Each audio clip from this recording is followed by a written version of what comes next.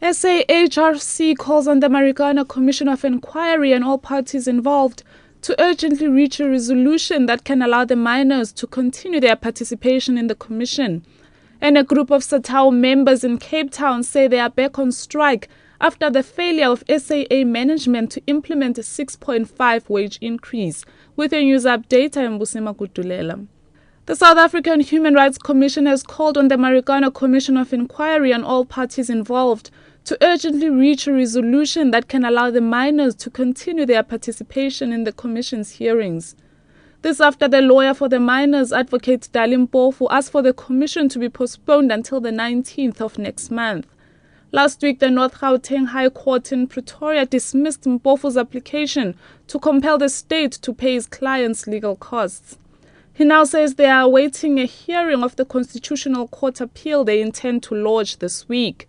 The Commission's Toby Fisher. The judgment of the High Court did not preclude funding to the injured and arrested miners. It merely determined that there was no obligation on the State or Legal Aid Board to do so. This Commission of Inquiry must remain inclusive and must remain responsive and allow a fair procedure.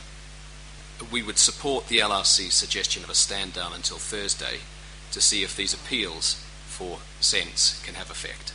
Anglo Platinum Mine Management has confirmed that operations at its Batupili shaft in Rustenburg in the northwest have been suspended. Over 2,000 mine workers at the shaft have been sent home. This follows a rock fall during which 2 mine contractors were reported missing at the weekend. Trade union AMCU says the workers will not report for duty until the missing contractors are found. The company's spokesperson Tabisile Pumo says they are working around the clock to ensure the rescue of the trapped contractors. That thing it could have been prevented if the contractors were taking care of the employees. Then it was reported to the section manager to say we've got a problem of the jacks. The jacks is not sufficient for that job. They also failed to assist in time up until it resulted this kind of a situation. Allow our people to be killed by the mine.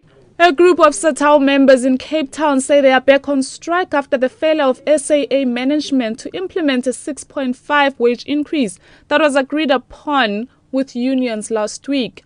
They have been picketing outside Cape Town International Airport.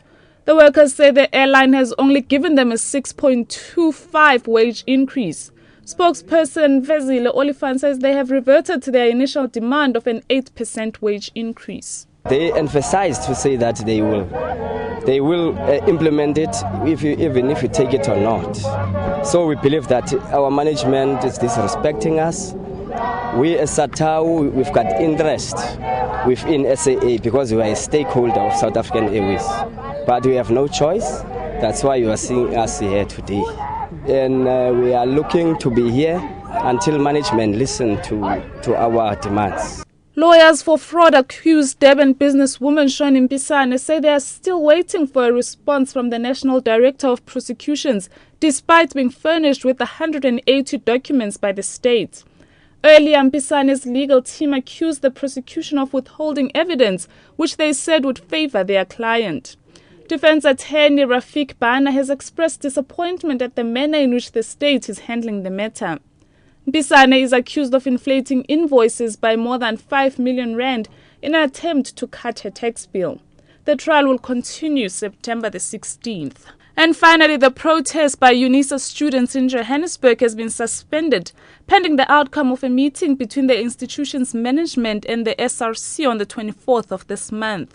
This after hundreds of students protested near the Johannesburg Central Campus on Friday, saying they no longer received assistance from the National Students Financial Aid Scheme.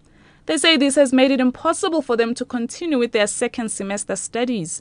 Chairperson of the SRC in Johannesburg, Peter Chiwalule. The strike that has been taking place since last week of UNISA students has been called off. We recently had a meeting with management in which management finally surrendered our demand. We will meet again with management on the 24th of July to get feedback on internal fundraising and distribution of funds to our students. The SRC will hold mass meetings across the country after the meeting to give feedback to students and to decide on the way forward depending on the feedback that we'll get.